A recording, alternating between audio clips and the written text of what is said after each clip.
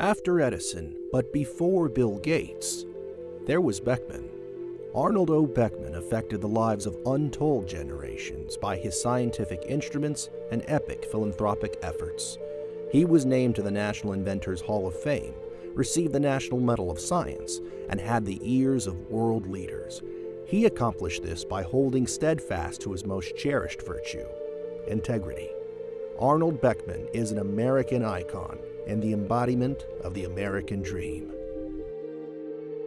Born April 10, 1900, in the small farming community of Cullom, Illinois, Arnold's early life was surrounded by hard work and simple surroundings. Displaying a curious and investigative nature at an early age, young Beckman's exploration of the family attic would yield a life-changing discovery. I ran across in my attic a copy of Steele's 14 Weeks in Chemistry. It was printed in 1867. And in those days, chemistry was relatively simple. I started doing those experiments. I got hooked on chemistry right then. My father built a shed on the back of our lot, and I put a shelf across the back of that. That was my chemistry laboratory. So even back then, I knew I was going to be a chemist. When he graduated from high school, the world was immersed with World War I, and he joined the Marines. Although initially assigned to frontline action, chance, fate, or destiny kept Private Beckman out of harm's way. And a bunch of us, late at night, were hauled out, picked out to go to Brooklyn Navy Yard to go aboard a battleship. The train was late, and when we got to Brooklyn Navy Yard, the ship had already sailed. We were there when the war ended, and significantly, I was there on Thanksgiving Day in 1918. We had a big Thanksgiving dinner at the mess hall, and then a bunch of us were called out, about a dozen of us, and ordered to go to the Brooklyn YMCA and eat another Thanksgiving dinner. A bunch of women in that area had prepared a lot of Thanksgiving dinners for the wounded Marines coming in from France, and there weren't enough of them. So we were ordered to go out and eat those spare dinners. Well, that's no great chore when you're 18, as I was then. But the interesting thing is one of the ladies brought her 17-year-old daughter along to help wait on the table. And I thought she was a pretty, word I use, a cute trick. So I took her and her mother home, and I had a few more dates with her when I was in the area for 2 or 3 months after that. And 6.5 years later, we were married. In the 6 years between Arnold and Mabel's first date and their marriage, Arnold attended the University of Illinois, where he earned a master's degree in physical engineering. And then he continued his studies at the California Institute of Technology, Caltech.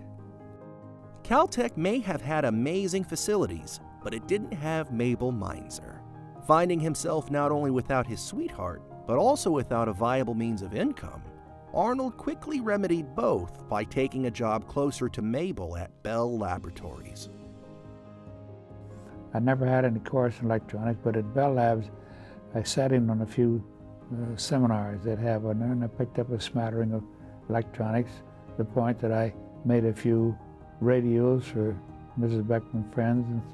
Miss Mabel Meinzer became Mrs. Mabel Beckman in June 1925.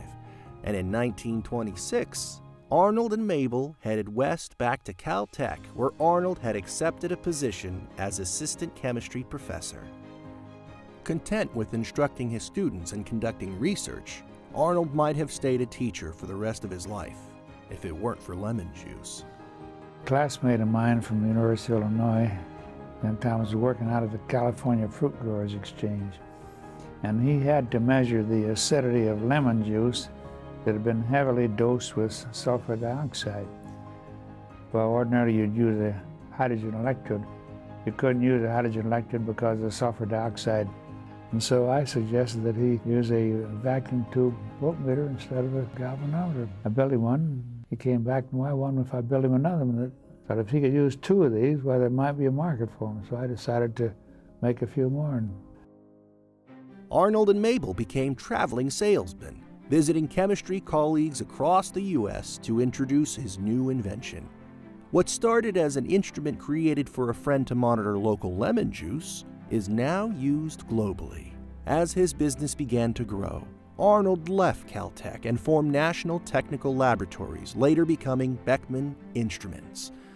Despite the success of the pH meter and the formation of his own company, Arnold was always quick to dispute, if not refute, his prowess as a businessman. I don't consider myself a businessman. No, I can cite you some horrible examples to prove that I was not a businessman. But Dr. Beckman's success and contribution didn't stop with the pH meter. Yes, when I think of the discoveries that have been made in medicine, and most of them use not only the pH meter, but the most important one has probably been the spectrophotometer.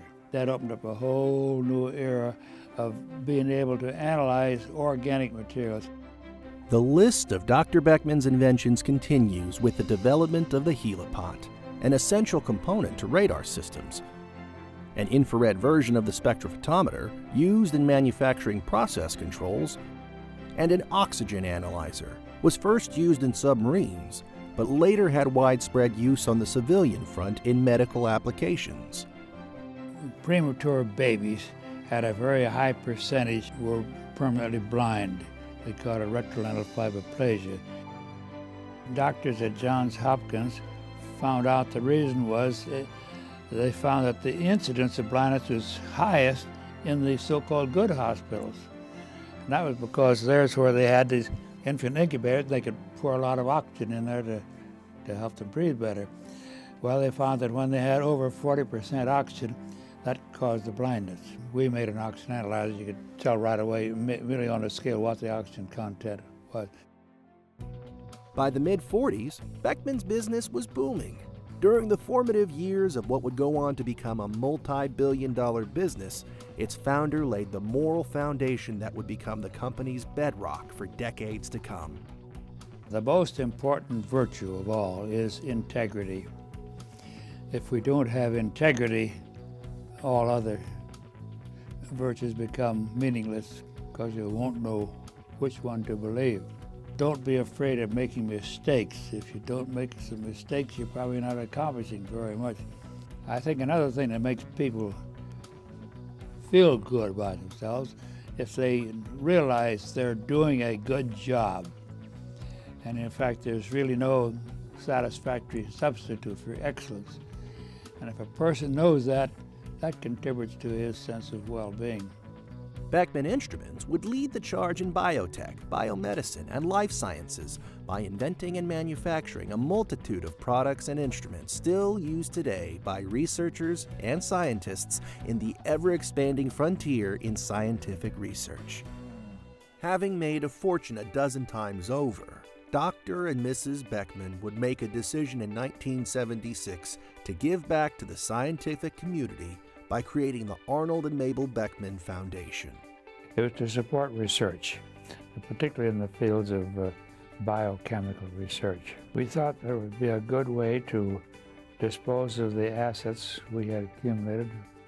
The Foundation's contribution started with the creation of 5 Beckman Institutes across the country.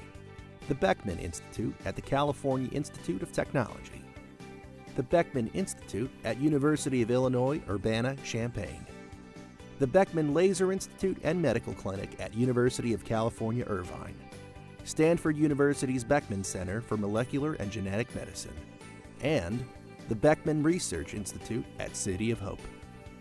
These institutes thrive and continue to train scientists to this day with world-changing contributions and discoveries in research. Following the formation of these 5 institutes, Arnold's closest friend and confidant was taken from him. Sadly, in 1989, with ever-expanding philanthropic plans on the table, Mabel, his beloved wife of 64 years, passed on.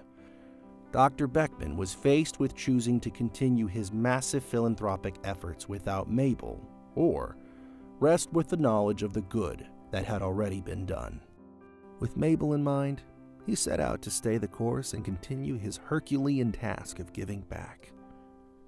In 1991, the Foundation implemented the Beckman Young Investigator Program in hopes of finding, supporting, and nurturing the fledgling careers of future Arnold Beckmans. It supports research, but also it supports young people.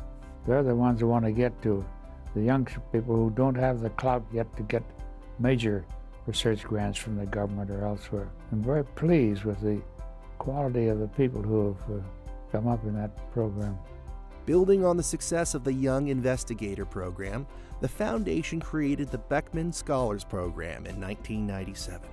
The Scholars Program recognizes outstanding undergraduates in chemistry, biology, and science research at select universities across the United States. Contributing hundreds of millions of dollars to the advancement of science and education in his lifetime, Dr. Beckman saw 3 successful careers, beginning as a scientist and then as a businessman, and finally as a great philanthropist. In 2004, at an incredible 104 years old, Dr. Beckman's journey had come to an end. But even after his death, Dr. Beckman's legacy would continue in his name, and the foundation would go on to create the Beckman Arduous Award in Vision Research and the Arnold O. Beckman Postdoctoral Fellows Program. Arnold Beckman changed lives, changed science, and changed the world. He achieved something so many strive for, yet fall short of accomplishing. He made the world a better place during his lifetime and guaranteed that future generations would have opportunity to do the same thanks to his selfless philanthropy. He is an American icon, and he has proven to the world time and time again that there truly is no satisfactory substitute for excellence.